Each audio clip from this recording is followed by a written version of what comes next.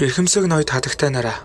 Өнөө шөнө бид Америкийн нэгдсэн улсын Ангол тосгоны пигмен буюу гахаан толгойд хүний талаар ярих болно. Тухлан сууж, таалан сойрох нь. Энэ бол November 1.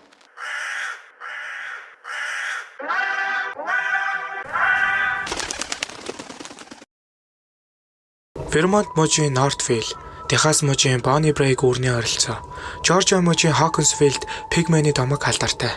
Зарим хүмүүс түүнийг гахаан толгойтой хүн, харин зарим нь гахаан баг өмссөн гажиг амтан гэж дүгнэдэг. Аль нь ч бай хангалттай олон хохирогчтой нэг юм. Тэрээр тун ухаалаг алуурчин бөгөөд хохирогчоор сонгосон хүнээ тамлах, зэрэмдэглэх, дахир дутуу болгох сонирхолтой. Зарим тохиолдолд толгойг нь тастаад оронд нь гахаан толгой залгаан ойдаг ажээ. Түүний үүсэл гарал тодорхойгүй, олон хувилбартай.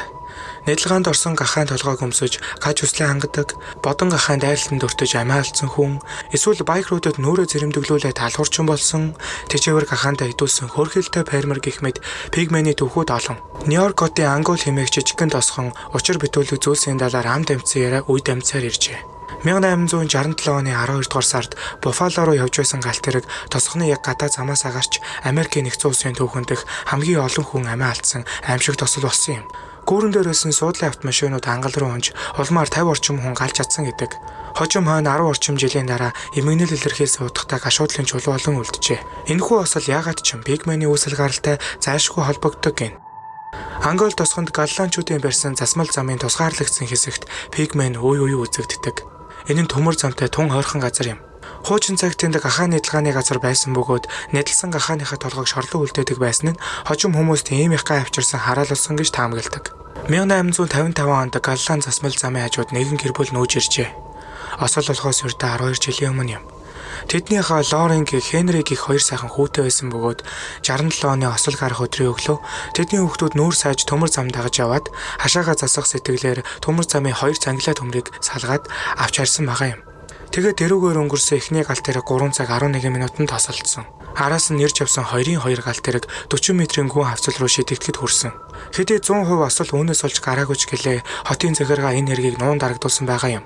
Учир нь тийм том осолд жоохон жолоо нөлөөс нь баригдвал тосгоны хувь заяа сүйд болох байсан учраас төвөөс ирсэн мэрэгжилтэнгүүт ч гэсэн ослын шалтгааныг мэлхий занглаанаас болсон гэж дүгнээд энэ хэрэг түүх болон үлджээ.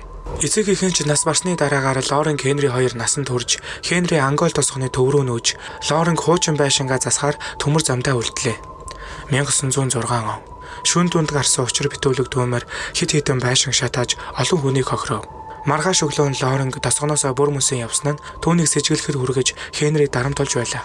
5 жилийн дараа тусгаар тогтнолын баярын үеэр сайн дурын ажил хийхээр Лорен Ангол тосгонд буцаж ирсэн бөгөөд солиуд бодуулах үеэр хит хитэн бага насны хүүхдүүдийн нүрийг түлж орхисон цолгүй явдал болов. $12,500 өрөнд орж нийгмээс улам тусгаарлагдахад хүргэжээ.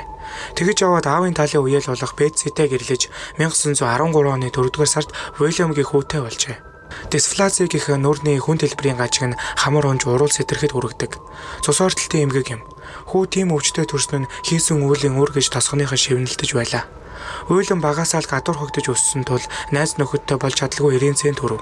Аштайхан боловсралж эзэмшиж чадаагүй гэдэг. Уйлмыг баг байхад нь нэг гаргүй боксчин галт тэрхэн дайруулахаас өмнө аварч байжээ. Тэр хүний ачаар дахир дутуучуудын цэргэд 10 гаруй жил буюу 1950 оны сүүл хүртэл ажиллаж байгаад Ангол тосгонд буцаж ирээд дахин нэг үеэлтэйгээ гэрэлсэн байгаа юм.